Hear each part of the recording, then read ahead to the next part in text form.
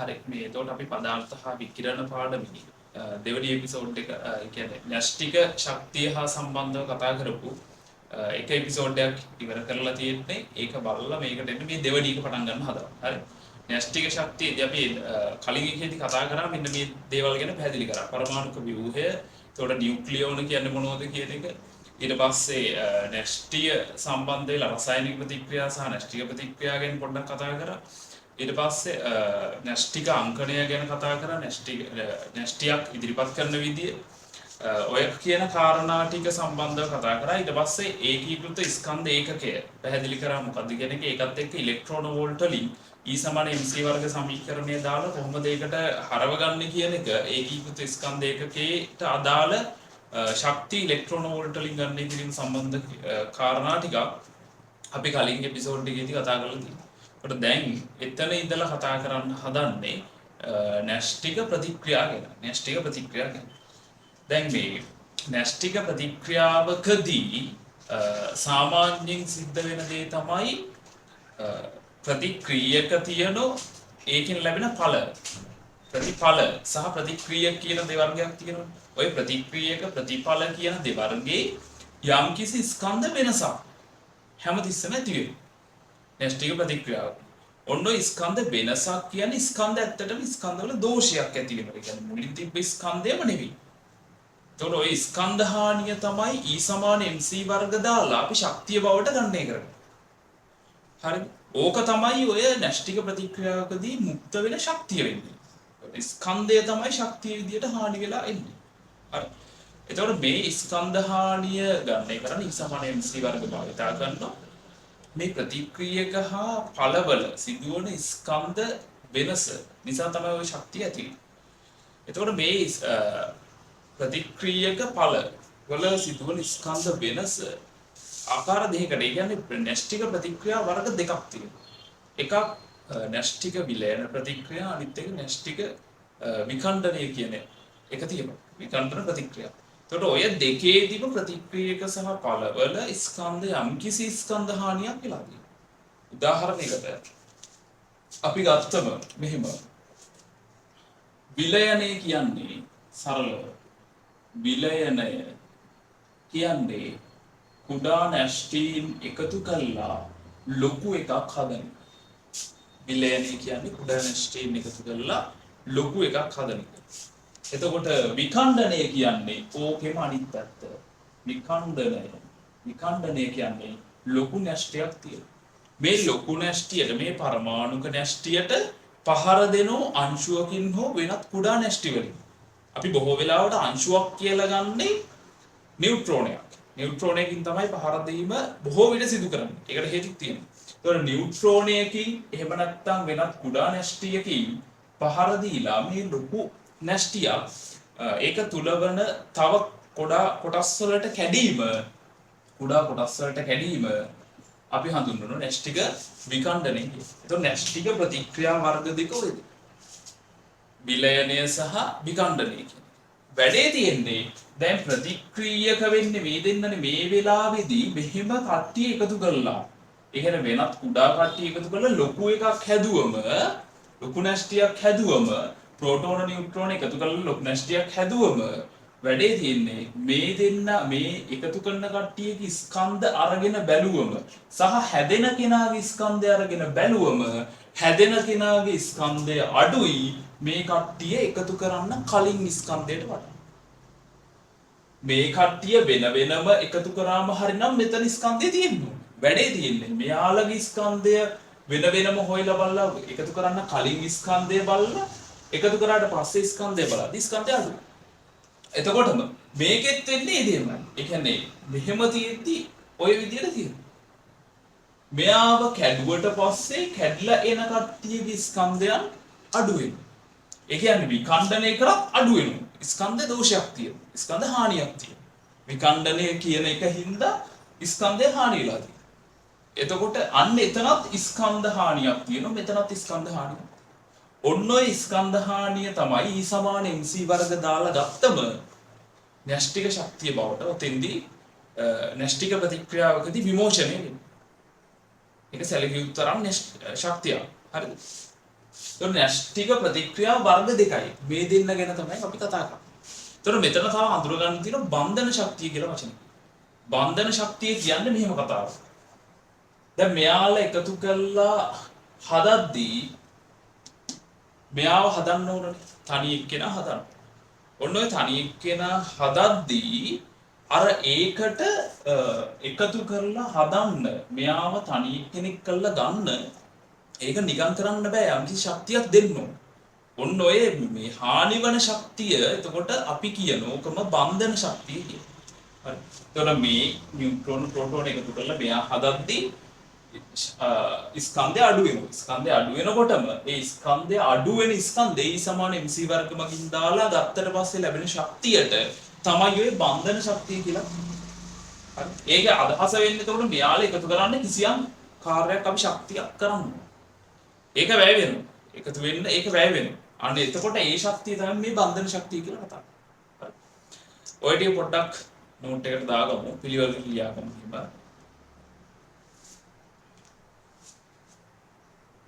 න්‍යෂ්ටික ප්‍රතික්‍රියාව කියලා මාතෘකාව දාගන්න. න්‍යෂ්ටික ප්‍රතික්‍රියාව.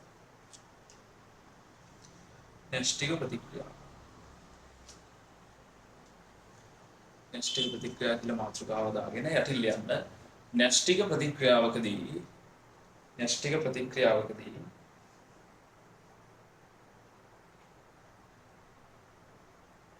ප්‍රතික්‍රියක හා ඵලවල න්‍යෂ්ටික ප්‍රතික්‍රියාවකදී ප්‍රතික්‍රියක හා ඵලවල සැලකිය යුතු ස්කන්ධ වෙනසක්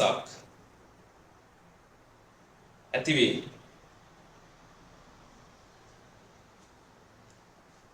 සැලකිය යුතු ස්කන්ධ වෙනසක් ඇති වේ. මෙම ස්කන්ධ වෙනස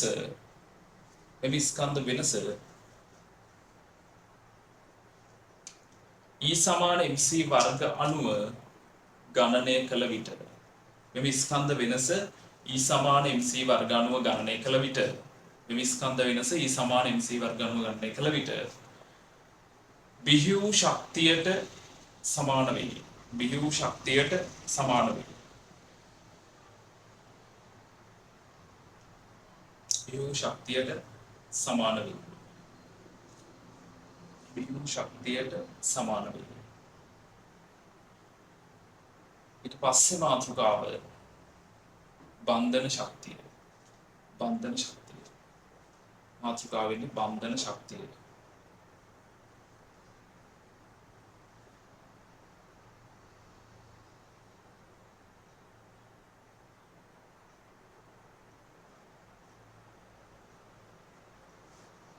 හරි.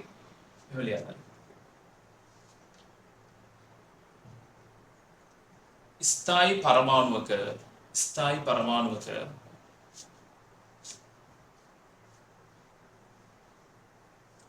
පරමාණුවක ඇති න්‍යෂ්ටියක ස්කන්ධය එය සෑදී ඇති ප්‍රෝටෝන ගණනීය ස්කන්ධයට සහ නියුට්‍රෝන ගණනීය ස්කන්ධයට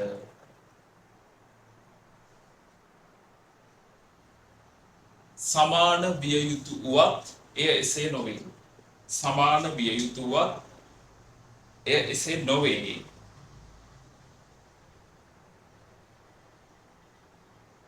නිර්මාණය වූ න්‍යෂ්ටි ස්කන්ධය තරමක් අඩුවේ.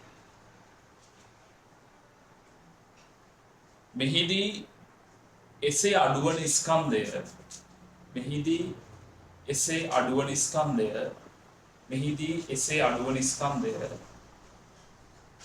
E = mc වර්ග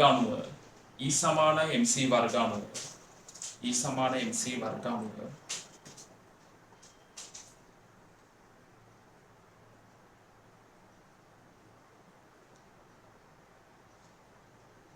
ශක්තිය ලෙස ලැබේ. ශක්තිය ලෙස ලැබේ.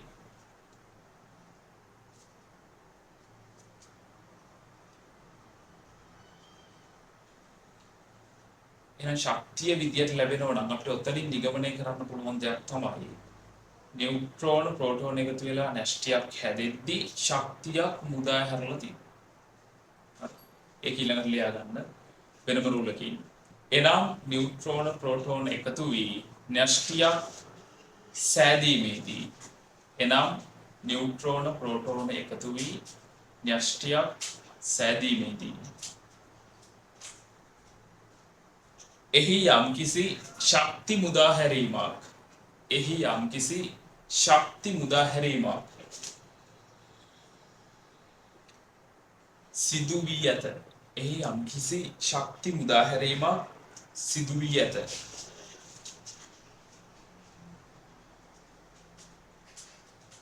මෙම ශක්ති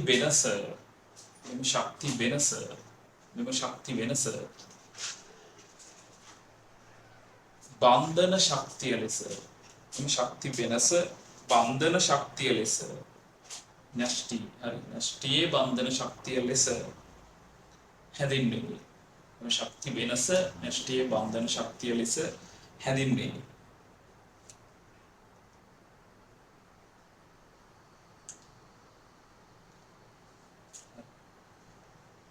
ඒ වගේම ඔය කොටස් එකතු කරලා තනි එක්කෙනා හදද්දි ඒ කියන්නේ න්‍යෂ්ටික විලයනයේදී බන්ධන ශක්තිය තමයි ඔය කිව්වේ. ඒ වගේම අනිත් එක තියෙන විකණ්ඩනය. එතකොට ස්ථායි න්‍යෂ්ටිය වෙනත් කොටස් වලට කැඩීමේදී ශක්තියක් මුදා හැරෙනවා. ඒකටත් අපි කියන කවුරු කියලාද? බන්ධන ශක්තිය කියලා. හරි. ලියාගමු මෙහෙම වෙනම රූලකින්. එසේම ස්ථායි න්‍යෂ්ටියක්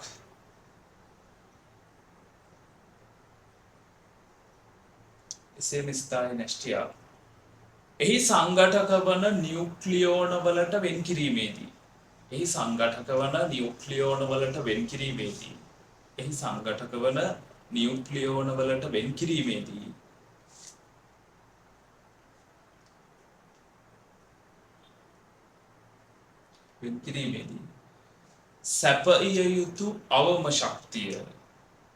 සැපිය යුතු අවම ශක්තිය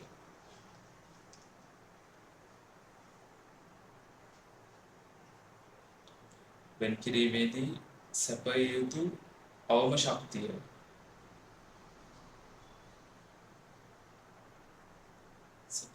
ශක්තිය බන්ධන ශක්තිය ලෙස බන්ධන ශක්තියට සමාන වේ. සැපිය යුතු අවම ශක්තිය බන්ධන ශක්තියට සමාන වේ. සැපිය යුතු අවම ශක්තිය බන්ධන ශක්තියට සමාන වේ.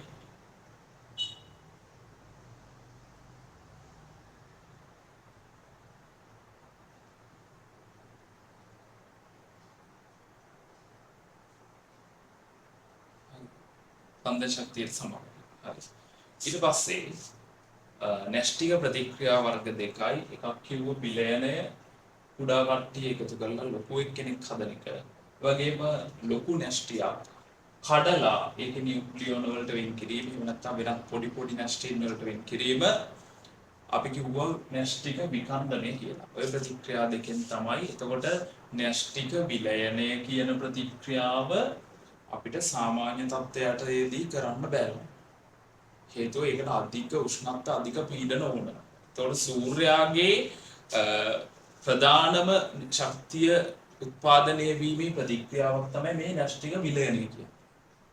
ඔය න්‍යෂ්ටික විලයනය සූර්යාගේ සිද්ධ වෙනවා. හැබැයි අපිට මේ පෘථිවියේදී මේ කියන තත්ත්වයටදී අපිට කරන්න බෑ ඒක. අධික උෂ්ණත්ව අධික පීඩන අපිට මේකෙදි හදන්න අමාරු. ඒ තත්ත්වයටදී තාම විලයනය කියන එක අපිට ප්‍රායෝගිකව කරන්න බැරි වෙනවා. හරි. එතකොට සූර්යාගේ න්‍යෂ්ටික විලයන ප්‍රතික්‍රියාව තමයි වෙන්නේ. ඒකෙදි අධික උෂ්ණත්වයක් කෙල්වින් 6000කට වැඩි උෂ්ණත්වයක් යටතේ තමයි ඒක වෙන්නේ. හරි. එතකොට මේ ඔය න්‍යෂ්ටික බෝම්බ සහ න්‍යෂ්ටික බලාගාරවලදී මෙතනින් තියෙන්නේ න්‍යෂ්ටික විකණ්ඩනය කියන ප්‍රතික්‍රියාව. ඒක තමයි මිනිසා විසින් න්‍යෂ්ටික බලාගාරවල සහ න්‍යෂ්ටික බෝම්බවලදී භාවිතා කරන ශක්තිය උත්පාදනය කිරීමේ විශාල ශක්තියක් නිපදව ගන්න භාවිතා කරන මේ න්‍යෂ්ටික විඛණ්ඩන ප්‍රතික්‍රියාව. එතකොට ඒකේ න්‍යෂ්ටික බෝම්බයකදී මේ න්‍යෂ්ටික විඛණ්ඩනය කියන ප්‍රතික්‍රියාව ඉවරයක් නැතුව ඔටෝ වෙන්න සලස්සලා තියෙනවා. ඒ කියන්නේ මේක ඇත්තටම දාම ප්‍රතික්‍රියාව. අපි කියනවා අර චේන් රියැක්ෂන් එක. දාම ප්‍රතික්‍රියාව. එතකොට න්‍යෂ්ටික විඛණ්ඩනයක් එක න්‍යෂ්ටියක් කැඩුවට පස්සේ මේක දිගින් දිගටම ඒවයි නිකුත් වෙන නියුට්‍රෝනයක් කියලා මේක කැඩුවට පස්සේ ඒකෙන් එන තව න්‍යෂ්ටීන් හැදෙනවා. ඒ න්‍යෂ්ටීන් එක තව නියුට්‍රෝනක් හැදෙනවා. එතකොට ඒ නියුට්‍රෝන වැදිලා ඒ එන න්‍යෂ්ටීනුත් නැවත නැවත විඛණ්ඩනය වෙනවා. ඒ නිසා ඒක ඉවරයක් වෙන්නේ නැහැ. ඒක පාලනයකින් තොරව තමයි න්‍යෂ්ටික බෝම්බයක සිද්ධ වෙන්නේ. න්‍යෂ්ටික විඛණ්ඩන ප්‍රතික්‍රියාව න්‍යෂ්ටික බෝම්බයක සිද්ධ වෙන්නේ පාලනයකින් තොරව. ඒ නිසා ඒකෙන් කියන්න බෑ අපිට ලොකු ශක්තියක් නිදහස් වෙනවා. එතකොට න්‍යෂ්ටික බලාගාරයක් තුල මේ විඛණ්ඩනය කියන ප්‍රතික්‍රියාව මේ භාවිතා කරන්නේ. හැබැයි ඒක පාලනයක් සහිතව තමයි කරන්නේ. හරි. ඕකයි වෙනස. එතකොට විලයනය කියන එක නෙවෙයි අපි පාවිච්චි කරන්නේ. විඛණ්ඩනය කියන එක තමයි න්‍යෂ්ටික දැනට මිනිසා විසින් පාවිච්චි කරන්නේ. න්‍යෂ්ටික ශක්තිය උත්පාදනය කිරීමට මිනිසා විසින් දැනට පාවිච්චි කරන්නේ න්‍යෂ්ටික විඛණ්ඩන ප්‍රතික්‍රියාව පමණයි. හරි. විලයනය කියන එක සූර්යයාගේ සහ අනිකුත් තාරකාවන්හිදී ශක්තිය නිෂ්පාදනය වෙන්න විලයනය කියන ප්‍රතික්‍රියාව භාවිතා කරනවා. හරි. ලියමු මේක. න්‍යෂ්ටික ප්‍රතික්‍රියාව වෙනම රූපකින් න්‍යෂ්ටික ප්‍රතික්‍රියාව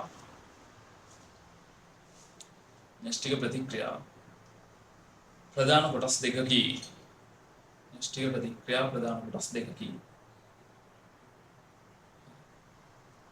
එක න්‍යෂ්ටික විඛණ්ඩනය අපි එක මුලින්ම එක න්‍යෂ්ටික විඛණ්ඩනය. එක න්‍යෂ්ටික විඛණ්ඩනය. හරි. ඒ අර්ථයේ මෙහෙම ලියන්න න්‍යෂ්ටික විඛණ්ඩනය අංශුවක් හෝ වෙනත් න්‍යෂ්ටි මගින් අංශුවක් හෝ වෙනත් න්‍යෂ්ටි මගින් ඒ අර්ථය ලියන්න. අංශුවක් හෝ වෙනත් න්‍යෂ්ටියක් හෝ මගින් පහර දී අංශුවක් හෝ වෙනත් න්‍යෂ්ටියක් මගින් පහර දී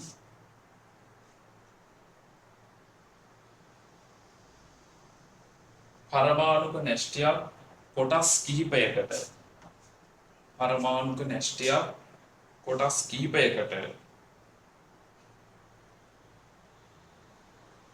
පරමාණුක න්‍යෂ්ටියක් කොටස් කිහිපයකට කැඩීම කැඩීම න්‍යෂ්ටික විඛණ්ඩනය ලෙස හැඳින්වේ. න්‍යෂ්ටික විඛණ්ඩනය ලෙස හැඳින්වේ. න්‍යෂ්ටික විඛණ්ඩනය ලෙස හැඳින්වේ.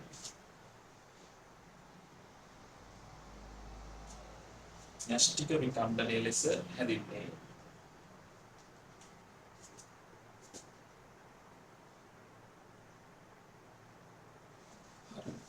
න්‍යෂ්ටික විඛණ්ඩනය ලෙස හැඳින්වේ.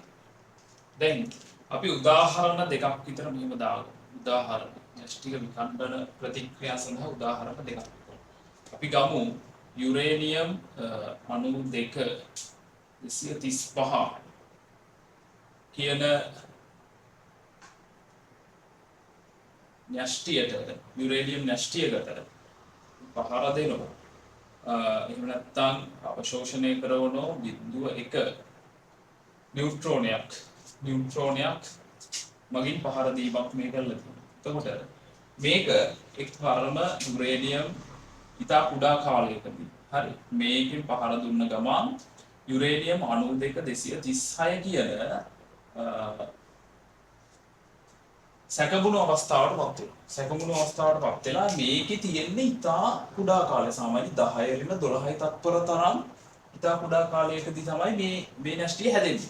මේක හැදිලා ඒ වෙලෙම මේක මේ විදියට විඝටනය වෙනවා තවත් කොටස් වලට. සාමාන්‍ය මේක එක අවස්ථාවක් තමයි මේ න්‍යෂ්ටිය ප්‍රතික්‍රියාවේ එක අවස්ථාවක් තමයි මේකෙන් මේ න්‍යෂ්ටිය විඛණ්ඩනය වෙලා බේරියම් 56 141 plus ක්‍රිප්ටන් 36 අණු 2 කියන න්‍යෂ්ටි හැදෙන්න ගන්නවා. ඒත් එක්කම මේකේ තව නියුට්‍රෝන 3ක් ඇති වෙනවා. මේකෙදි මේ 236ට එහෙම නැත්නම් මේ උඩ තියෙන ස්කන්ධ අංක සමාන වෙන්න ඕනේ. 141යි මේ තුනක් තියෙනවා. 3යි 144යි 144යි 2යි 146යි 90යි කියන්නේ 236යි 236යි. එතකොට ඒ වගේම පරමාණු කාංකත් මේ න්‍යෂ්ටික ප්‍රතික්‍රියාව තුලිත වෙනවා. එහෙනම් බේරියම් න්‍යෂ්ටියක් ඇති වෙලා ක්‍රිප්ටන් ඇවිල්ලා නියුට්‍රෝන 3ක් ඇති වෙනවා. මේ න්‍යෂ්ටික විඛණ්ඩන ප්‍රතික්‍රියාවේදී නියුට්‍රෝන 3ක් ඇති වෙනවා. මෙන්න මෙයාලා තමයි මම කිව්වේ. නැවත මේ හැදිච්ච කට්ටියගේ ගැටීම නිසා එයාලා නැවත නැවතත් විඛණ්ඩනය වෙනවා. ඒ නිසා ඒක අර චේන් රියැක්ෂන් එකක්. දාම ප්‍රතික්‍රියාවක්. මීට අමතරව මේකෙදි ශක්තිය මුදා ශක්තිය මුදා. ඔන්න. එක උදාහරණයක්. ඊට පස්සේ තව උදාහරණයක් මේකම තව විදියකට විඛණ්ඩනය වීමක් 235 යුරේනියම් අණු 235 ට මේකට පහර දුන්නොත් නියුට්‍රෝනයකින් ඔන්න ඔය විඛණ්ඩනය මෙහෙම වෙන්නත් පුළුවන්. සෙනෝන් මේ අවස්ථාවට සැකමුණු අවස්ථාවට ෂණිකව පත් වෙනවා 236. ඊට පස්සේ සෙනෝන් 34 140 බවටත් ස්ට්‍රොන්ටියම් 38 94 බවට පත් වෙලා දෙකයි නියුට්‍රෝන දෙකක් හැදිලා ශක්තියත් එක්ක මුක්ත වෙන්නත්. උඩ ඔය තියෙන න්‍යෂ්ටික විඛණ්ඩන ප්‍රතික්‍රියා දෙකක් සඳහා උදාහරණ. මේ දෙක දාගන්න. දාගෙන පිටුටි මොට්ටයක් දාන්න.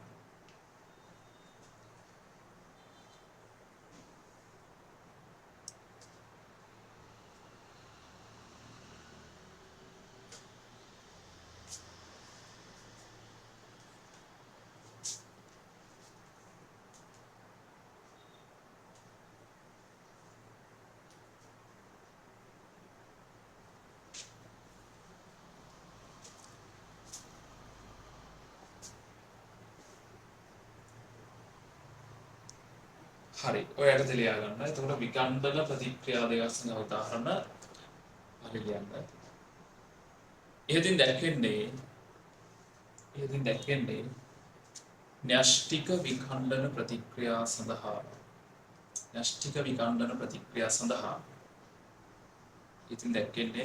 විඛණ්ඩන ප්‍රතික්‍රියා සඳහා උදාහරණයක් නෑ. පස්සේ රුලෙන් පස්සේ වෙනම රුල කිල්ලියන්න. න්‍යෂ්ටික විඛණ්ඩනය anu දාම ප්‍රතික්‍රියාවකි.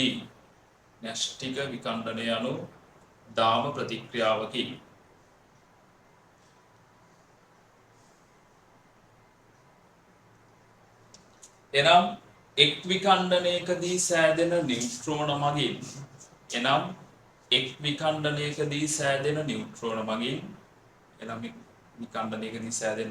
මගින්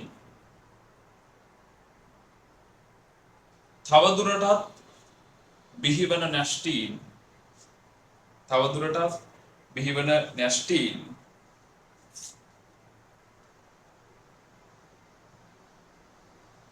විඛණ්ඩනය වීම සිදුවේ. ඊපස්සේ එන මොනවද කියන්නේ? එතකොට නියුට්‍රෝනයක් තමයි බොහෝ දුරට මේ ගැටෙන්න සලස්සන්නේ. පහර දෙන්නේ නියුට්‍රෝනකින්. හේතුව න්‍යෂ්ටිය කියන්නේ ධන ආරෝපිත තැනක්. එතකොට න්‍යෂ්ටියට ප්‍රෝටෝනයක් කියවුවොත් ඒ ප්‍රෝටෝනය ධනත් එක්ක විකර්ෂණය වෙලා අපිට මේ බලාපොරොත්තු වෙන ප්‍රතිඵලයක් ගන්න බැරි වෙනවා. ඒ න්‍යෂ්ටියකට පහසුවෙන්ම ළඟා කරවන්න පුළුවන් නියුට්‍රෝනය. සහ ඉලෙක්ට්‍රෝනය යොදා ගන්න නෑ. ඉලෙක්ට්‍රෝනයේ ස්කන්ධය එහෙම ටිකක් අඩුයි. මම කලින් එපිසෝඩ් එකේ ස්කන්ධ ටික දැම්ම නේද? එතකොට ස්කන්ධය අඩු හින්දා මේ බලාපොරොත්තු වන තරම් ප්‍රබලත්වයකට ළඟා වෙන්න බැරි වෙනවා. ඒ නිසා හොඳම පහර දෙන්න නියුට්‍රෝනය. හරි. ඒකත් ලියා ගන්න ඕන. විඛණ්ඩනය සඳහා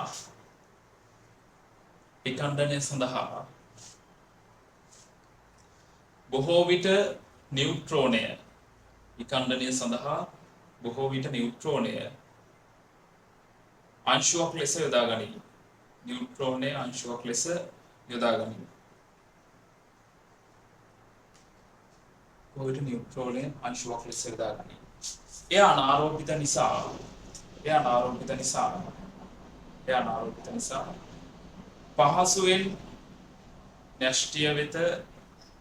එය අනාරෝපිත නිසා පහසුවෙන් න්‍යෂ්ටිය වෙත ළඟා විය හැකිය. එය අනාරෝපිත නිසා පහසුවෙන් න්‍යෂ්ටිය වෙත ළඟා විය හැකිය.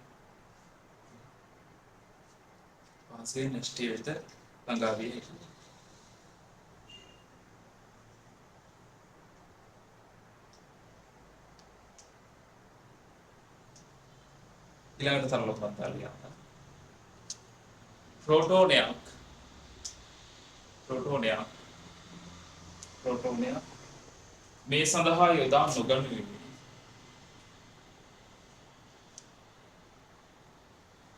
මේ සඳහා යොදා නොගනුයේ. එය න්‍යෂ්ටිය වෙත ළඟාවීමේදී ඇතිවන විකර්ෂණ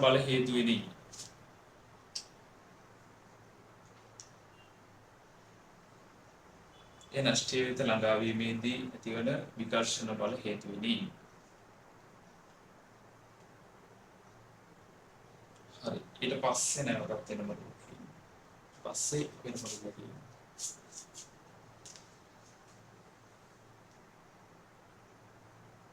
න්‍යෂ්ටික ශක්තිය උත්පාදනයේදී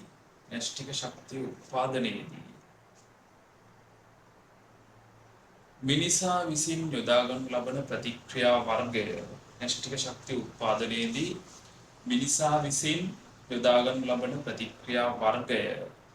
වන්නේ න්‍යෂ්ටික විකණ්ඩන ප්‍රතික්‍රියා වන්නේ.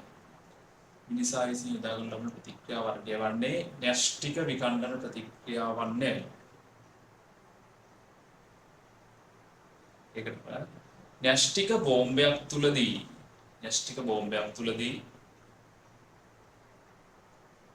මෙවැනි ප්‍රතික්‍රියාවක් එහෙම නැත්නම් විකණ්ඩන ප්‍රතික්‍රියාවක් න්‍යෂ්ටික බෝම්බයක් තුලදී මෙවැනි ප්‍රතික්‍රියාවක් එහෙම නැත්නම් විකණ්ඩන ප්‍රතික්‍රියාවක් පාලනයකින් තොරව සිදුවීමට ඉඩ හරින අතර න්‍යෂ්ටික බලාගාරවලදී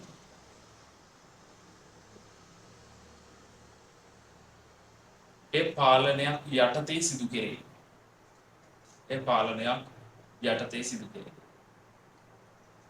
හරි. તો න්‍යෂ්ටික බෝම්බ කියනකොට මතක් වෙනවා අර මේ ජපානයේ දැන් ලෝක යුද්ධ කාලේ ජපානයේ බෝම්බ දැම්මා.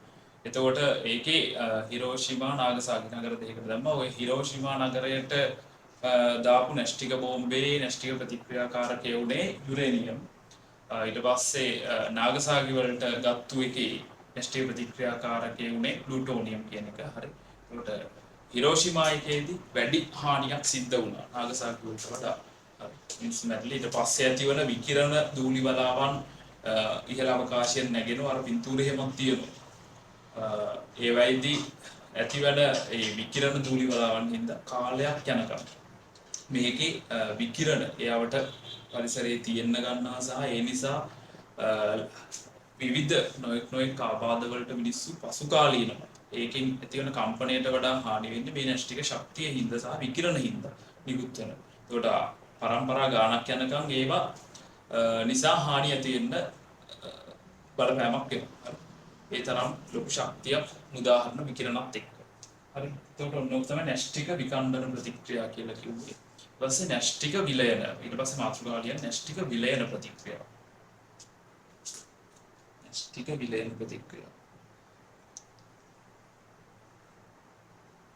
ඒකට ලියන්න.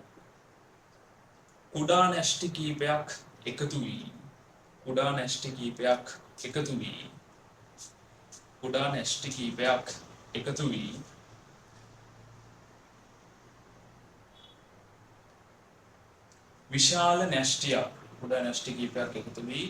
විශාල න්‍යෂ්ටියක්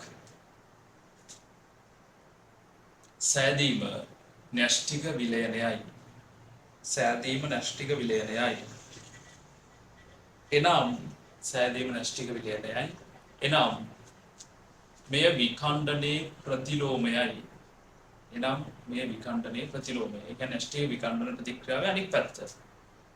හරි. විකණ්ඩනයක ලොකු කෙනෙක් කඩන එක පොඩි කට්ටිය එකතු කරන එක විලයනයක වෙන න්‍යෂ්ටික විකණ්ඩන ප්‍රතික්‍රියාව විලෝමය. එනම් මේ න්‍යෂ්ටික විකණ්ඩනයේ ප්‍රතිලෝමයයි.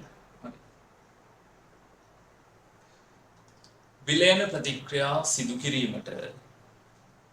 විලයන ප්‍රතික්‍රියා සිදු කිරීමට අධික උෂ්ණත්ව අධික පීඩන විලයන ප්‍රතික්‍රියා සිදු කිරීමට අධික උෂ්ණත්ව අධික පීඩන තත්ත්වයන් පැවතිය යුතුය.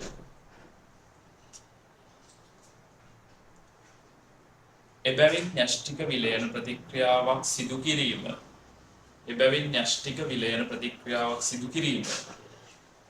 ප්‍රායෝගිකව අපහසු වේවි. එනම් න්‍යෂ්ටික විලයන ප්‍රතික්‍රියාවක් සිදුවීම ප්‍රායෝගිකව අපහසු වේවි. ඒ කියන්නේ දැන් ප්‍රායෝගිකව අපහසු කියන්නේ මේ ප්‍රෝටෝන නියුට්‍රෝන එකතු කරද්දී නියුට්‍රෝන වල නම් ආරෝපණයක් නැහැ. ප්‍රෝටෝන වල ධන ඉදන්න සජාතීය ආරෝපණ අතර විකර්ෂණ බල හට ගන්න.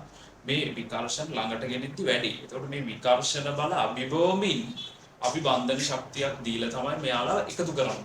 ඒ නිසා ඒකට අධික උෂ්ණත්ව අධික පීඩන තත්ත්ව ඕන. හරි.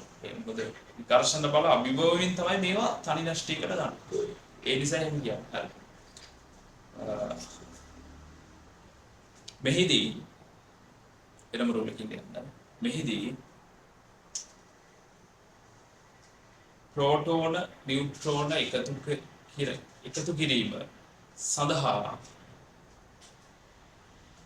කිරීම සඳහා විශේෂයෙන් ප්‍රෝටෝන අතර ඇති විකර්ෂණ බල අභිභවමින් ඉදී ප්‍රෝටෝන නියුට්‍රෝන එකතු කිරීම සඳහා විශේෂයෙන් ප්‍රෝටෝන අතර පවතින විකර්ෂණ බල අභිභවමින්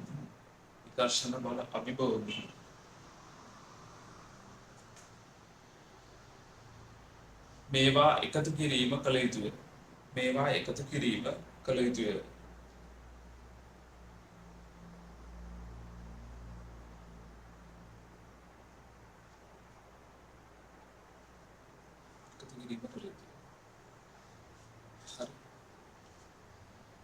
එතකොට සූර්යාගේ ප්‍රධාන වශයෙන්ම සිදුවන න්‍යෂ්ටික ප්‍රතික්‍රියාවක් තමයි විලයනය කියන්නේ.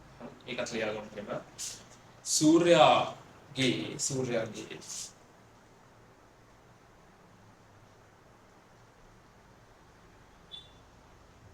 පෘෂ්ඨයේ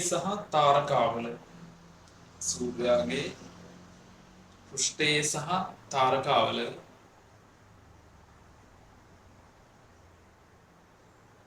සූර්යාගේ පෘෂ්ඨයේ සහ තාරකාවල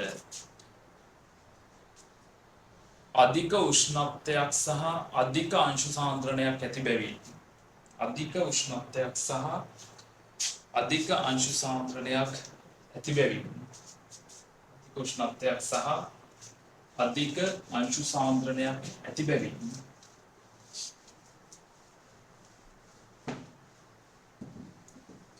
න්‍යෂ්ටික විලයන ප්‍රතික්‍රියාව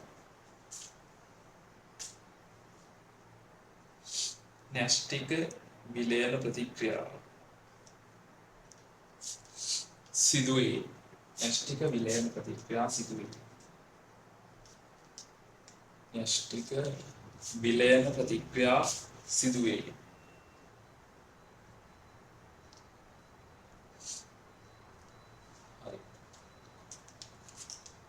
පහතින් දැක්වෙන්නේ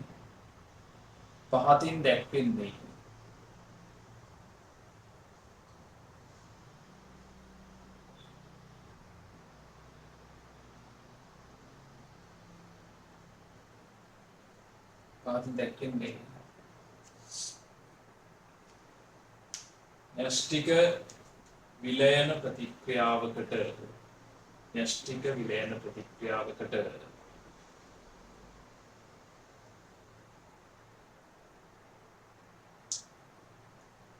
උදාහරණයක් නැහැ. න්‍යෂ්ටික විලයන ප්‍රතික්‍රියාවකට උදාහරණයක් නැහැ.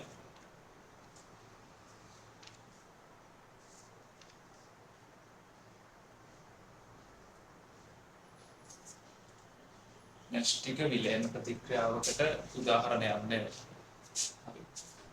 මෙන්න එකක්. එතකොට ප්‍රෝටෝන දෙකක් එකතු වෙලා ඩියුටීරියම් න්‍යෂ්ටියක් හැදෙනවා. හරි. එතෙන්දි ශක්තිය පිට වෙනවා. ඒත් එක්කම අපිට ගන්න පුළුවන් එතකොට සූර්යාගේ තුල සිදුවෙන්නේ න්‍යෂ්ටික ප්‍රතික්‍රියාව. ඇත්තටම සූර්යාගේ පියවර 3කින් විතර න්‍යෂ්ටික ප්‍රතික්‍රියාවක් සිද්ධ වෙන්නේ. අයගේ පොදු එකක් සරලව මෙතෙන්ට උදාහරණයක් ගන්නොත් ඩියුටීරියම් න්‍යෂ්ටි දෙකක් එකතු වෙලා හැදෙන හීලියම් 2-4 න්‍යෂ්ටිය එක ශක්තිය මුක්ත වෙනවා. ඔය තියෙන එතකොට සරලව විලයනය සඳහා න්‍යෂ්ටික විලයනය සඳහා ප්‍රතික්‍රියා දෙකක්. හරි. ඔය දෙක දාගන්න.